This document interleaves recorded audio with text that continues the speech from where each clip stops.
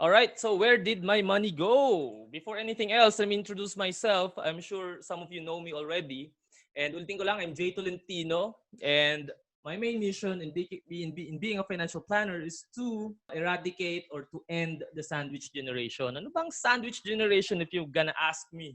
If you are stuck in a situation between supporting your dreams in life while supporting the bills of your parents, then most definitely you are in a sandwich generation.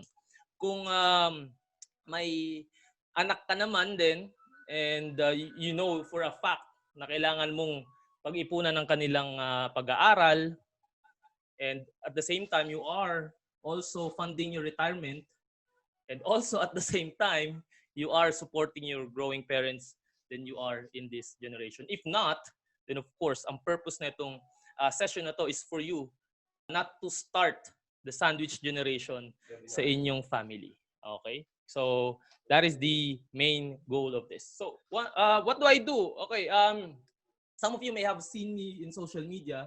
So I'm part of the Empowered Expats. Kasama ko dyan si Mang Emong, of course. And ang content namin is all about personal finance and personal development. Also, we talk about entrepreneurship. If you do not know pala, no, after 4 months that we started this advocacy of ours through social media, we were invited sa ABS-CBN for an interview dahil sa aming ginagawa. So, proves to show na we're doing something na worthwhile. And then, in addition to that, I also conduct talks sa mga organizations dito sa UAE. And in addition to what I do, of course, I meet Filipinos here para sa financial planning sessions.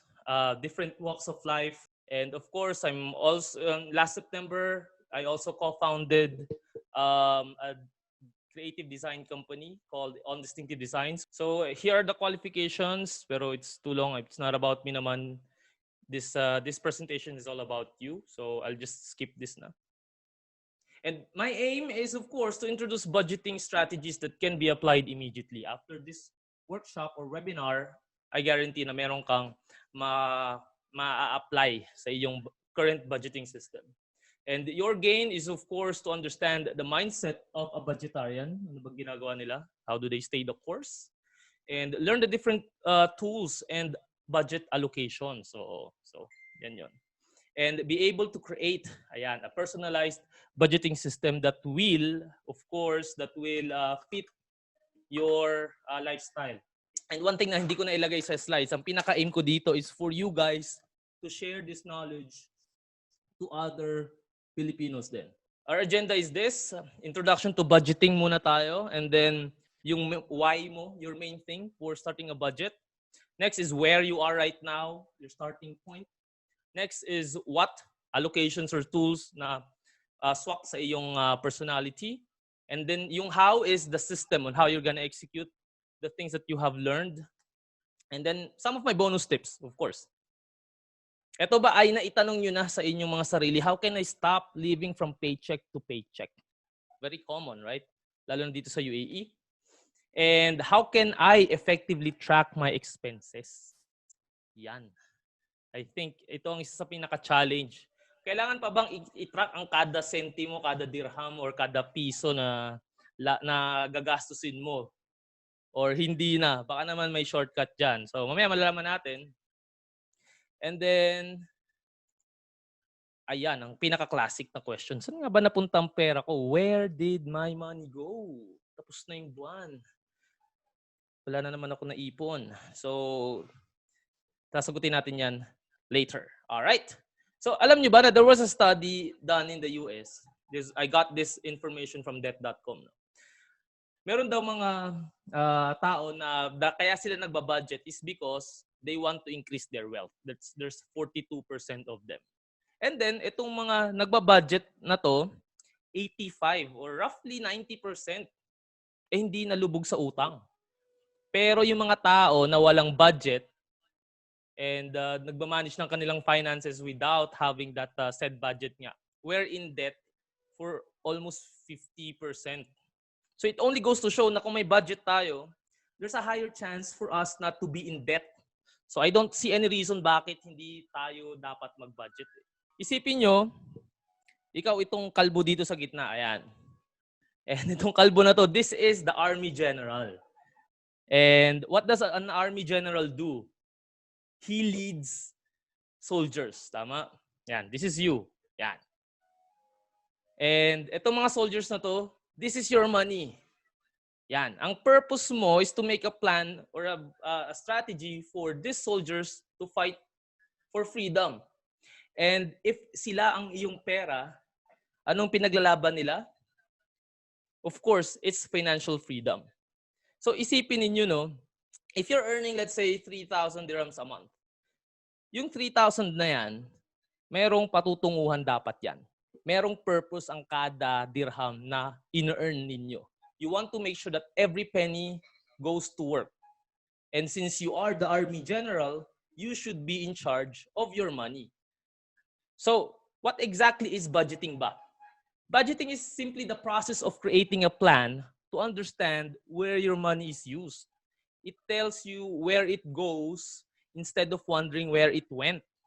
Yun lang talaga ang budgeting. And itong mga components na isang maayos na budget, it has to be easy. When I say easy, madali siyang i-track. Let's say, gumastos ako ngayon, bumili ako ng chai, madali ko matatrack yan in 3 seconds. Ganun dapat. Part yun ng budgeting. Okay? Tracking is part of budgeting. It has to be flexible. Kasi every month is different from the current month and the last month. Kung hindi yan flexible, tatamarin kang mag-budget, I'm telling you. Kasi hindi mo siya masusunod. And you'll just feel frustrated. It has to be realistic. If not, you're just aiming for something na close to impossible. Yun yung mafe-feel mo. It has to be fun, of course. Yun yung isa pinaka-characteristic ng budgeting. Dapat nag-e-enjoy ka sa ginagawa mo. Ano pang purpose ng buhay if you're not enjoying or not having fun, right? And ito yung pinaka-gusto kong characteristic ng budgeting. It has to let you enjoy the present moment without compromising your future. Okay? You have to understand na in life, you are pleasing two people. Ito lang. Your present self and your future self. If hindi mo ma-meet yung demand ng dalawang yan, merong isang magsasuffer. Let's say ganito, you are indulging your current salary lahat today. So the present you is enjoying, but what about your future you? He's suffering. Ngayon, if ang budget mo naman is naka-allocate masyado for the future, pwedeng masaya yung future self mo, pero yung present self mo feels deprived, then definitely there won't be any balance. Ang mangyayari lang sa'yo niyan is there will be regret. Because in life, we don't know naman kung hanggang kailan ang buhay natin eh. So, we might live short, we don't know, but it's not how long we live, it's how well we live. And if you don't have the balance, then wala, hindi natin ma-enjoy ang ating buhay. So ito yung unang step natin, okay? You have to know your why. Yan, may malaking puso dyan. Kasi nga sabi, the deeper the why, the easier the how. You'll hear a lot of advice from different people, different strategies, different tips on how you can save. Pero you will always fail kung hindi mo alam yung purpose ng ginagawa mo. That is why muna ang umpisa natin. Ito yung mga examples on how you can begin your why. If you are a parent, of course, you wanna be perceived as the best parent to your child. And dahil yun yung nasa isip mo, you'll only do the things what best parents do. Okay? So, that's the first why that you can, I think, tell yourself. Ito naman, usually for singles or for parents then, I don't want to be a burden. I think ito yung pinaka-deepest why ko. I don't want to be a burden to my spouse, to my child, to my future child, and to my parents then right now. And that is why I want to make sure I have a budgeting system that will help me so that hindi ako magiging burden sa ibang tao. That is my why. And I think that is also the reason bakit ako naging advisor. And ito yung pinaka-classic to be financially free. So, first exercise natin is for you guys to write down your why. I'll give you like 2 minutes. Okay na siguro yun? Ta-timeran ko kayo 2 minutes. I hope you have a pen and paper. Time is up. Okay. Next is where are you right now? Nasaan ka ba at this present moment? Kasi if you don't know where you are, then you don't know where you're headed. What I mean by this is that you have to know your income, your expenses, and your goals. Ayan. So a budget consists of income, which is the money that comes in. Di ba? Isn't it ironic, no? Income. Come in. So, yun lang yung cue doon. And then, you deduct your expenses, which is same as money that exits. It exits your pocket. It's an expense. Money that goes out. And anything that's left is what we call a surplus. Money that's left. So, alamin ninyo mamaya kung ano ba yung current situation, magkano ba exactly income ko, yung expense. Siguro ngayon, since it's a quick workshop, yung rough estimate nyo lang muna. And then after the workshop, you can do this on your own. And most definitely, you need to have a goal. Goal means na alam mo kung saan ka papunta, where you must go, where your money must go. Hinighlight ko yung word na must and not a should. Kasi a must, if you tell yourself that I must do this, subconsciously, you are committing to yourself na. The highest level of commitment is actually taking action. And if you always tell yourself that I must do this, I must do this, I must do this, it always results to an action. The best characteristic of a goal is it has to be smart. It has to be specific. It has to be measurable. It has to be attainable. It has to be realistic. And there has to be time bound. So ito yung example ko.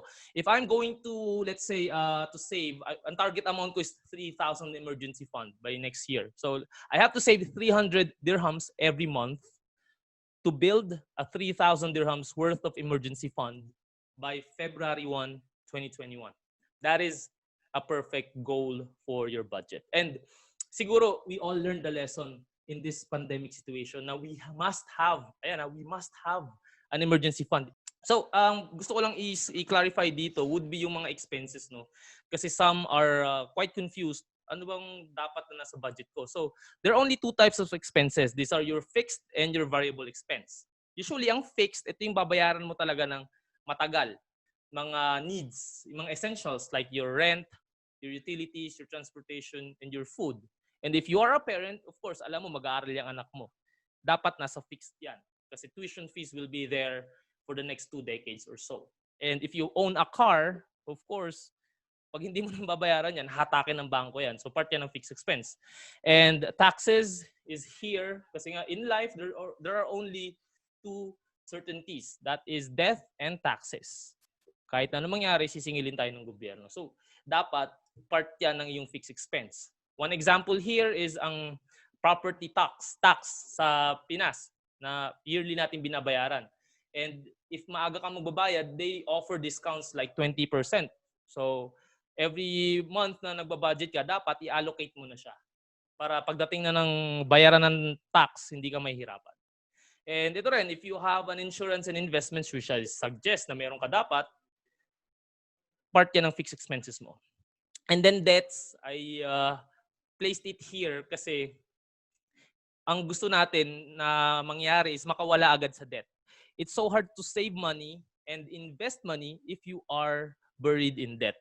So the sooner na mawala sa iyo ang mga utang mo, the better it is for you. Kasi isipin mo ha, in my experience as a financial planner, I always tell my clients, ang foundation mo is yung getting out of debt, saving for emergency funds, and having an insurance. You do that for 2 years.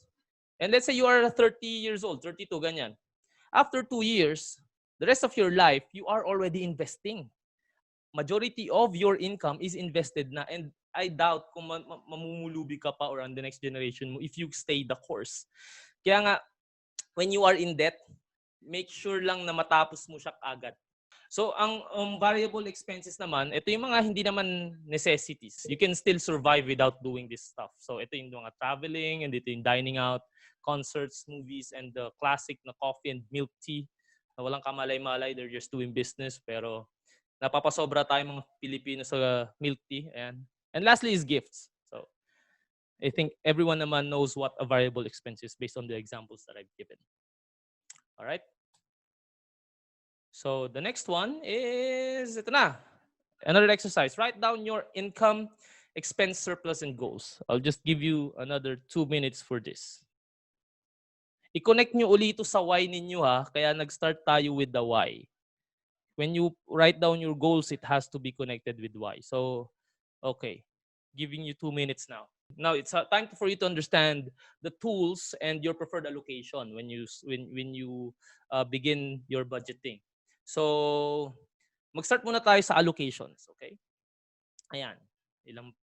There are different kinds of allocations. First one would be debt-based. Majority of your expenses is napupunta na sa debts kasi we wanna zero out debt the soonest possible time, like what I said kanina. Next is value-based. Ito, you only buy the things na you really want. You are not influenced by your friends, your family, even your spouse, your children. You write down the things na may value sa'yo. Kanina sinabi ko, milk tea, pangit. Pero if milk tea gives you this joy in your heart na tuwing uminom ka ng milk tea na resolve niya ang problema mo, then by all means, put a budget on milk tea. If ito very common is traveling, kung talagang there are people who travel to learn.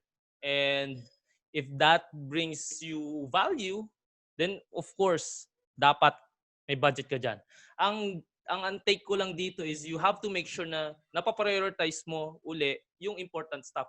Like what I said kanina, you are addressing two people here, your present self and your future self. You don't want to indulge too much on the present self kasi the other side of the spectrum magsasuffer. Minsan kasi nagiging sa value-based, nagiging excuse na lang na gusto ko mag-travel kasi I deserve this para ilagay sa kanilang budget. Pero again, make sure na you travel because you want it and you can afford it. And of course, talagang may value siya sa'yo. Not just, this doesn't just go for traveling ha. This is for any other expense. Ikaw makakapag-define yan. So next is itong 5, 15, 20, 60. Ito ay isang budgeting allocation na nakita ko kay Vince Rapisura. He is also a financial literacy advocate na nagtuturo sa mga OFWs. So sabi niya doon, 60% should go to your expenses, 20% should be sa debts, 15 is sa savings and investments, and 5% is insurance. So like what I said kanina, no, insurance is a must in every person who wants to build his or her wealth. So what he's saying there is 5% yung cap that you should put in insurance. And I agree with that. Pero for me, 5 to 10% at max. Kasi you don't want to spend too much on insurance. So, ito ay isang holistic na budget kasi it helps you save money, which is yung 15%, pay out some debts, and at least cover your income with insurance. I think that some of the challenge lang ng mga OFW is majority of if they're trying to to be better at their finances, majority of the income is kinakain na ng insurance. So don't let that happen to you kasi nga there's so many ways how you can use your money pa. And 60% of expenses is quite good enough to live. Pero that will depend kung kaano ba kalaki yung iyong income, of course. So this is one example lang of an allocation that you can try. Next is the abundance formula. This is the 70-20-10. I got this idea when I joined the Feast. Feast to Buy is headed by Brother Bo Sanchez, and he also founded the Truly Rich Club. So, nung nag-join ako doon sa Truly Rich Club, they introduced this abundance formula wherein 70% goes to your expenses, and then 20% sa investments and savings, and then 10% is sa tithes or giving. And when I applied this, lalo na yung 10%, although 10%, I'll be very frank, hindi ko nagagawa yung 10%, siguro 3 to 5% lang ang nabibigay ko. Pero it gives me so much joy knowing that with the money that I earn, I can also help other people. And that is sabi nga ni Brother Bo, the main purpose of wealth is to help other people. Help and love others. And when you apply this principle, maganda, it gives you balance kasi nga may room for investing and meron ding room for giving. Yan. There are 6 things that we do with our money. We earn it, we save it, we spend it, and then we protect it, we multiply it, and lastly is we give it away. Kasi hindi naman natin ito madadala sa langit eh. Kaya part ng ating finance should be, there should be a portion of giving. So abundance formula is one good way to start. That's how I started. Pero if you have debts, you might probably try itong kay Vince Rapisura na to. Next one is the four walls budgeting. Ayan. Ito yung very perfect sa situation natin ngayon na may COVID. This focuses on the food, shelter, utilities, and transportation. Any extra money is saved for emergency. What we have to focus right now is how we can use the money that's left na nakuha natin and paano tayo live for another day. Kaya nga, kailangan nating maintindihan itong four walls budgeting kasi this focuses on the basic needs. If you have debts, siguro you can put it on hold right now if you really cannot pay for it kasi nga nawalan ka ng work. You can put that on hold and prioritize on the four walls. So the next one would be the tools. First tool would be the Excel sheets. This is very classic. Excel sheet is where you track not just the budget but also the investment performance na meron ka ngayon. Even your debts, you track it here. Everything that you have, all your assets, your liabilities, and even your net worth should be tracked dito sa Excel sheet. Okay?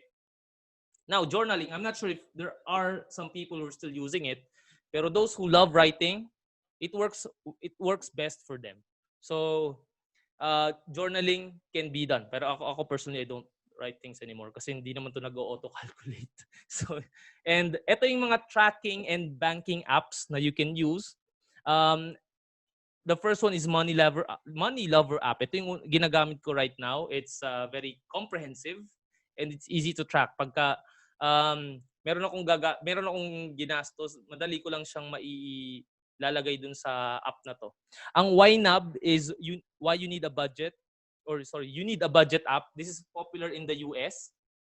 And then the next one is yung spending tracker app. Ito yung ginagamit ko when I was starting here in the UAE.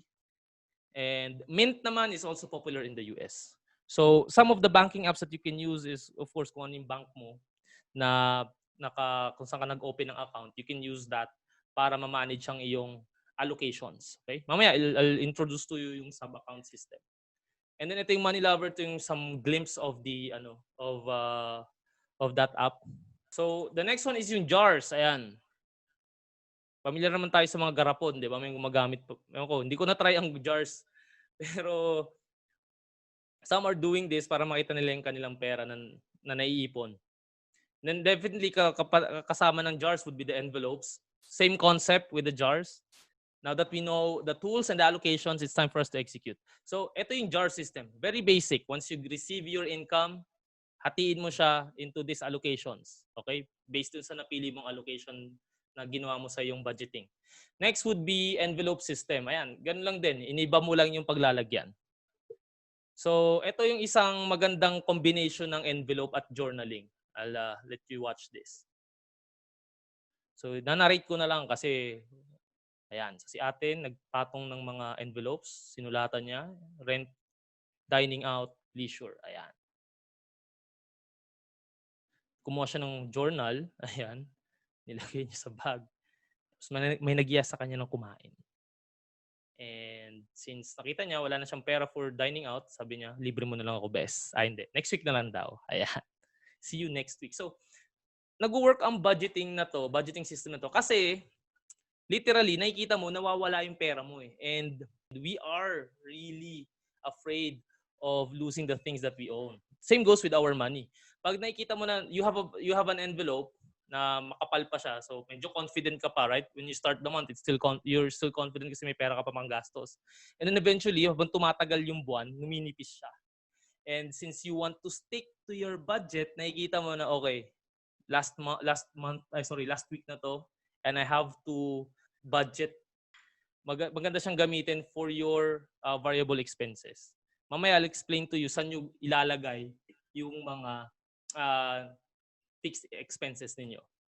So, ito na yung sasabihin ko na ngayon. It's a sub-savings account. When you receive your salary, pwede mo siyang i-auto-deduct or i-auto-transfer sa, let's say, to an emergency fund account, to a savings account na you can open to a different bank.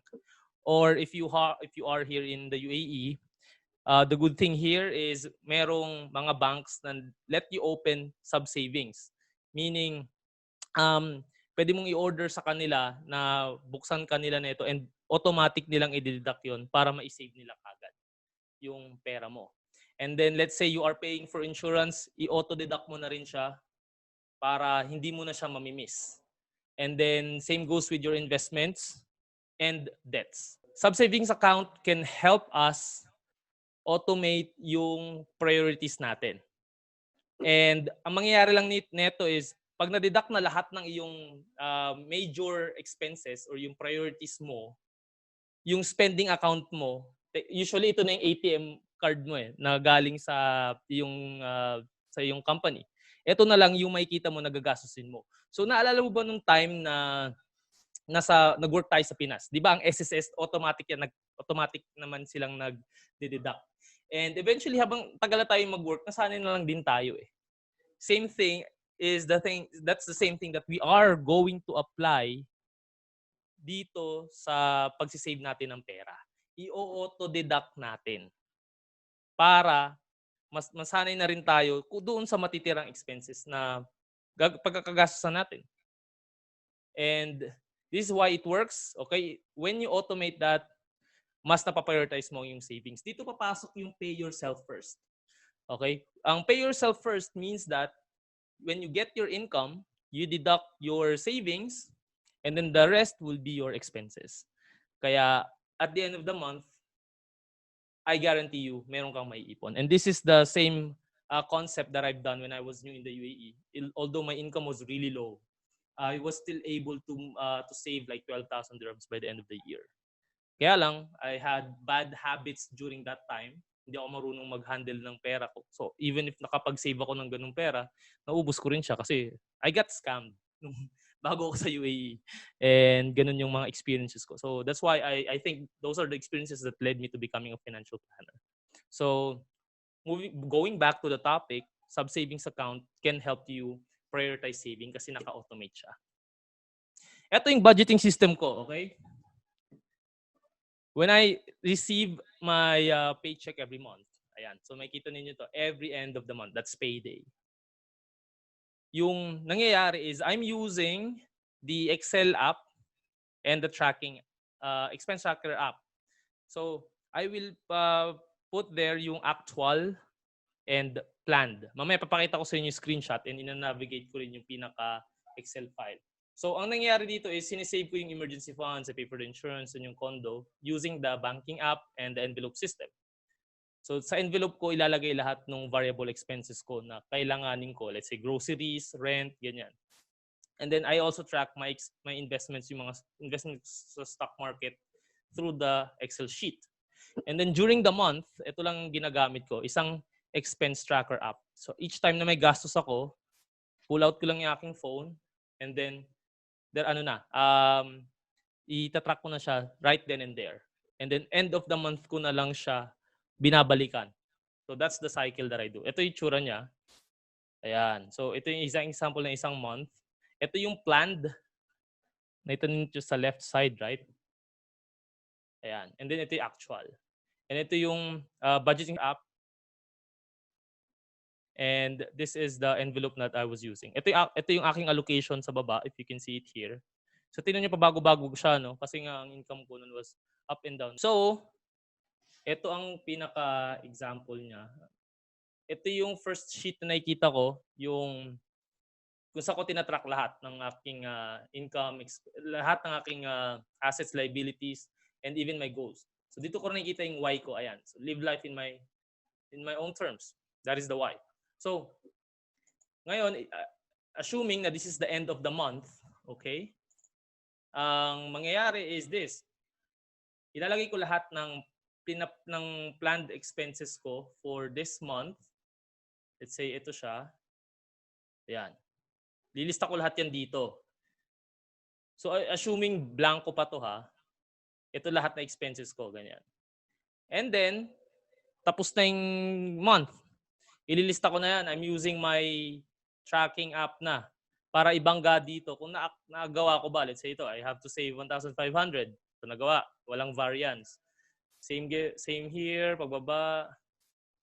So, dito, groceries ng month na to, medyo nag-exceed ako. Ayan, hindi ko nasunod, di ba? So, it still happens. So, remittance, andyan. Even pagpapagupit, nilagay ko dyan kasi nga, kailangan ko siya i-track. Eating out is also there. So, napasobra ako ng kain during that month and may pinagbigyan ako ng gift. Ewan ko kung sino. Hindi ko nalagay kung sino. So, ang ending, eto. ang expected ko na na save na sobra is 40 dirhams pero nagkaroon ako ng 99 or roughly 100 dirhams na i-save. So this is why budgeting is very important kasi nakikita mo eh. And nalalaman mo rin kung gaano ka kadisiplinado sa pagsisave. Kung gaano kalaki yung variance mo or what. Kasi isipin mo, yung maliliit na expenses na to, yan, yung 5 dirhams na yan, yung 60 dirhams na yan, pag nagpatong-patong yan, malaki. And nung time na ginagawa ko to, per dirham ginagawa yung pagkakatrack ko eh. Pero nag-evolve yung aking pagbabudget, nira-round off ko na lang siya sa nearest 5. So let's say ito 122. Gagawin ko na lang siyang 125. O kung gusto niyo naman, round off to the nearest 10. So kung meron ka expense na itong 401, 50, gawin mo na lang 400. O itong isa eating out 237, gawin mo na lang 240. Para hindi kasi para ano mo rin, matrack mo rin kasi mahirap naman magbilang every end of the month. Talagang kakain ng oras mo 'yan. And what we want is a very efficient budgeting system that you can do for like 10 to 15 minutes pagkatapos ng buwan. And then during the month, you'll just use your tracking app. So, ganyan siya. And for the last, kailan ba ako dumating ng Dubai? 2015. Ayan. That was June. Ayan. Nag-budget na ako. Ayan. October ako nag-start mag-budget pala. October of 2015. So, every year. Ayan. So, dito tayo sa ating closing. Ito yung process natin. Ulitin ko lang, no? When you begin to start your budget, or if you're trying to readjust your budget, you have to understand your why. Bakit mo siya ginagawa? Again, the deeper the why, the easier the how. And then, where you want to go, yung kasunod, nasan ka currently, ano yung income, expense, and then surplus, and then yung goal mo. And then last is the allocation. Ayan. Ano yung sa tingin niyo na magsuswak sa lifestyle niyo? Paano ba? Anong pa-prioritize ninyo? Okay? This is something that you have to ask yourself. All right? And then lastly is, of course, the execution, yung how. How are we gonna execute this? You have to design a system that will work sa iyong that will fit your lifestyle. So will it be a combination of envelopes? Will it be a combination of jars? Or yung iba, may nakita ako, wala silang, ang ginagamit lang nila is yung kanilang ATM. Naka-sub-savings account sila. So lahat na nakikita nila sa ATM nila is yung natira na lang sa kanilang savings. And nasanay na sila sa ganung lifestyle and na-prioritize nila yung savings. Hindi na napansin na yung maliit nilang ipon lumago na. Kasi automatic nawawala sa kamay nila yung savings na itabi nila sa kanilang separate savings account. So I think that is one of the best strategies in the modern times since sobrang high-tech na ng mga ginagawa natin and pwede nating i-automate ang mga ganung expenses even when you save up for something big in the future. Okay, so some of the bonus tips that I'm gonna share with you is make sure na when you do your budget every month, it should be zero-based. Meaning, dapat mag-end siya sa zero. Kanina nakita nyo, di ba, may natira pang 40 or 50 dirhams. So, i-zero nyo siya. Kung hindi nyo pa alam kung saan nyo ilalagay, siguro, ilagay nyo muna sa miscellaneous. And it's always good to have a buffer fund. Kasi may mga surprise expenses pa rin every end of the month. Para hindi nagagalaw yung mga mahalagang pagkakagastusan ninyo. And the next is, like what I said, automate your fixed expenses. Ito, you have to think long term. When you are saving money, nakakapagod siya and it's so boring. I'm not sure if na-experience nyo na yun na parang ang tagal pala makaipon ng ganitong amount. Pero ito talaga ang ginagawa ng mayayaman. They stay the course because they understand that the goal is so important to them and they don't want to fail. And their main reason for doing this is deeper than any other mission that ginagawa ng ibang tao. So you really have to think long term if you want to execute this, if you want to succeed, you need to make sure na you're here for the long game. And then give yourself a chance kasi mahirap talaga siya simulan and you might fail 1, 2 or 3 months pero it's okay, at least you are trying. That is what's important. Tapos balikan mo lagi ang why mo when you feel discouraged. Kasi yung why mo yung hihila sa iyo pabalik sa iyong journey. Kung naliligaw tayo, minsan segue tayo sa buhay natin kasi we can be influenced by other people. So balikan mo lang lagi ang why mo. And then, ito, find your accountability partner. You have to be surrounded by people who are also savers and probably some professionals who are in this field. So, why you need an accountability partner is because research show na 65% daw succeed if meron silang katuwang sa kanilang goals. So, mas malaki ang chances daw na accomplish mo ang gusto mo sa buhay if meron kang accountability partner. It can be a spouse or it can be someone na expert dun sa field na gusto mong gusto mong i-improve sa iyong buhay. So let's say gusto mong maayos ang iyong figure, yung katawan mo. So definitely ang accountability partner mo should be someone na fit din, 'di ba? You don't hire someone or you don't ask the advice of someone na nag-fail din sa kanilang physical aspect. So same goes with the finances. And here are just some of the screenshots of the Filipino siguro na scam din during this is new this is January 4, 2020, and probably because they never had a certain goal or what. So it's just sad. And news then that I saw a couple of weeks back is ito. 61% have no long-term savings at all. And that's quite alarming. That's half of the UAE expats. Hindi lang yan Filipino specific. And ito, it's one study na ginawa ng SEDP. This was, I think, a couple of years back na. 1 in 10 Filipinos daw are financially broke, and financial planning for overseas Filipinos talagang required. Kaya nga, we want to make sure na we prioritize savings kasi hindi naman ito bago eh. I even read another study by millennials. It was 2017 na only few of them are saving. Like 7% are saving. So, pero 93% of them are very optimistic na magsasucceed sila sa buhay nila. Kaya lang, only 7% is saving. And I think most of the people here in this room are millennials. So, this is a wake-up call for all of us na we have to prioritize savings. Kasi if not, we'll just be like the past generation of OFWs na hindi nakapag-prioritize. And when you talk about saving, this is saving and budgeting. This is part of the financial planning process that we follow as financial planners. First of all, is you have to improve your cash flow. You need to get out of debt, build emergency fund, get your insurance, and your investments. So, ito yung tinuturo ko sa aking clients. And like what I said kanina, I'm a financial planner nga. And ito yung ilan lang sa mga na-meet ko na nagpatulong in terms of their finances. And what people say about the work that I do, and nandito yan, makikita nyo lang sa Facebook page namin, some of the recommendations for empowered expats. And also in my personal page, ayan. So medyo mahaba, ayoko naman basahin lahat yan.